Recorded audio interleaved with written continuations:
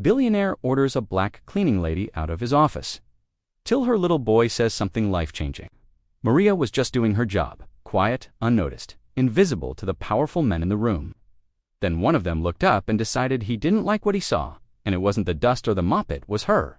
In front of everyone, he demanded she leave like she was dirt on his carpet, but her 7-year-old son saw everything. What the boy said next didn't just silence the room, it shook something much deeper.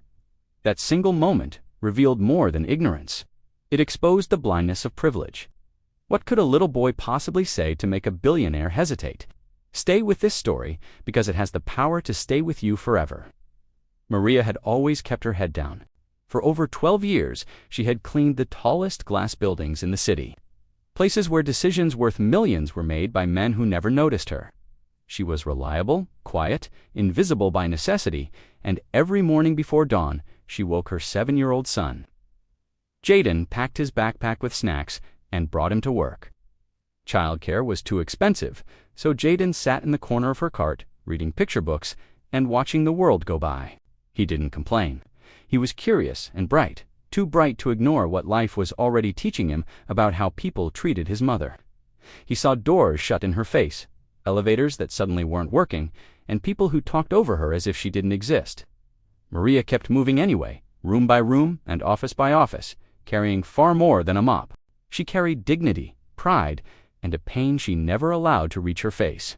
But on this particular day, something was different, and everything she had held in 4 years was about to be tested. A new executive had moved into the 42nd floor penthouse suite, rumored to be one of the richest men in the city. People said he was ruthless and untouchable, the kind of man who made others nervous even when he was smiling.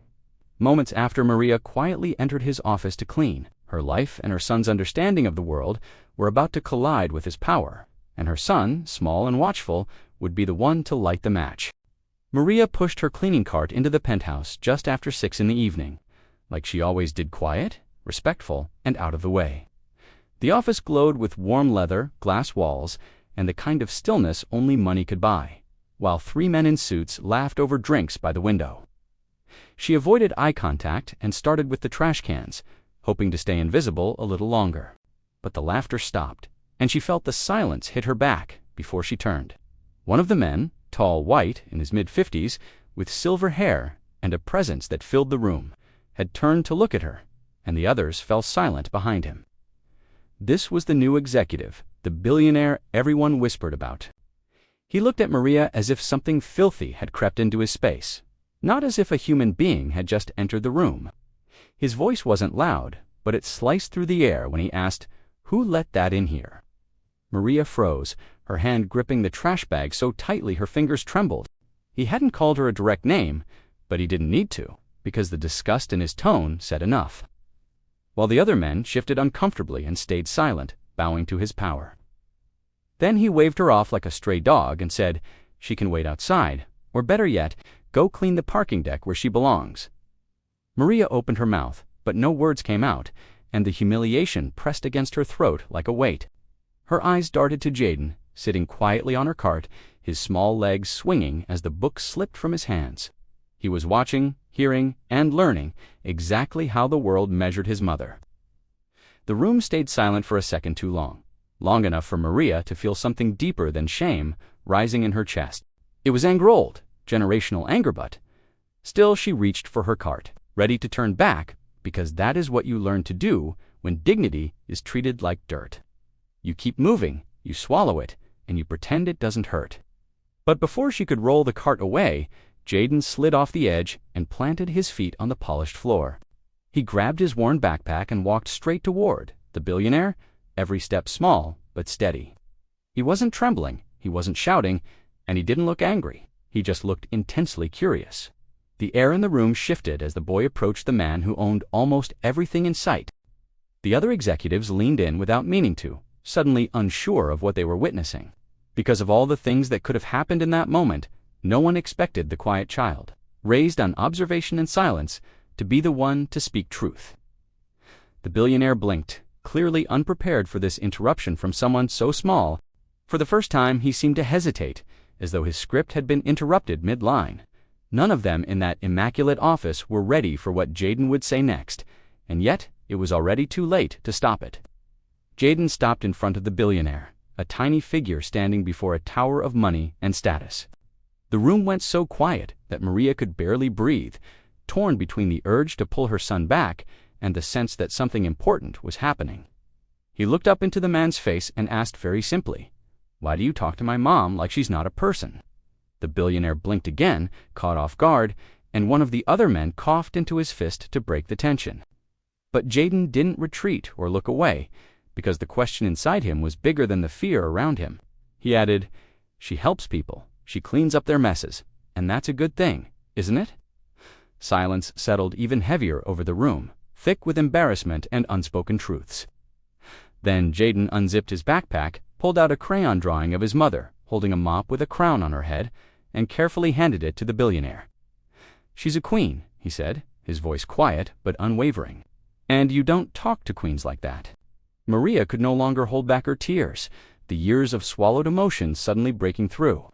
The billionaire stared at the paper in his hand, stunned and completely disarmed, his usual smirk gone. His face shifted through shame, confusion, discomfort, and something that looked suspiciously like reflection. No one else in the room dared to say a word, as if any sound might shatter the fragile honesty hanging there. Jaden turned and walked back to his mother, and Maria took his small hand like it was the only thing steady enough to hold her up. In a space where arrogance had ruled the air only moments before, there was now nothing but quiet and an uncomfortable awareness of reality. Reality had forced its way into that penthouse, delivered by the smallest voice in the room. The billionaire lowered his head, not in practiced humility, but in the unfamiliar act of really looking at the woman he had just dismissed. For the first time, he saw her not as background, not as clutter, but as a human being standing beside her child. But the damage had already been done, stamped into Jaden's memory and Maria's heart. What shattered in that moment wasn't just the billionaire's easy confidence, it was the illusion that his superiority was somehow natural or deserved. A child had cracked the story the room had always believed about who mattered and who did not. After that day, Maria kept her job, but everything felt different when she pushed her cart down those halls. The billionaire never apologized, because in his world people like him rarely had to say they were sorry, yet he no longer looked through her. He held doors, nodded awkwardly, and offered small gestures that couldn't erase the harm, but revealed that he was now, at the very least, uncomfortably aware. Jaden went back to sitting on the cleaning cart, backpack in his lap, watching the world with the same sharp eyes. But inside, something had shifted, because he had learned that even the smallest voice can hold power. He had discovered that sometimes truth lands harder than hate ever could. Maria had never wanted her son to grow up too fast, but life does not wait for anyone's wishes. That single encounter taught him a lesson most children are never meant to carry so young. He learned that dignity is not always given freely, and sometimes you have to stand up and demand it for yourself or for someone you love. This was never only a story about one man's cruelty in a glass tower. It was a spotlight on a system that quietly teaches some people they are better and others that they are invisible. It asked a question most of us avoid. What if we simply stopped accepting that arrangement as normal? What if every unseen worker, every dismissed voice, and every overlooked life were treated like someone's mother, someone's child, someone's queen? Because when you get close enough, you realize that is exactly who they are, whether the world recognizes it or not. Respect should not depend on a job title, a bank account, or the color of someone's skin. The truth is that racism doesn't always shout from the streets. Often it whispers in boardrooms and hides in polite tones and policies. It wears expensive suits, signs the checks, and tells itself stories to stay comfortable. But just like Jaden, each of us carries a voice that can interrupt those stories and tell a truer one. The real question is not whether we have that voice, but when we will start using it.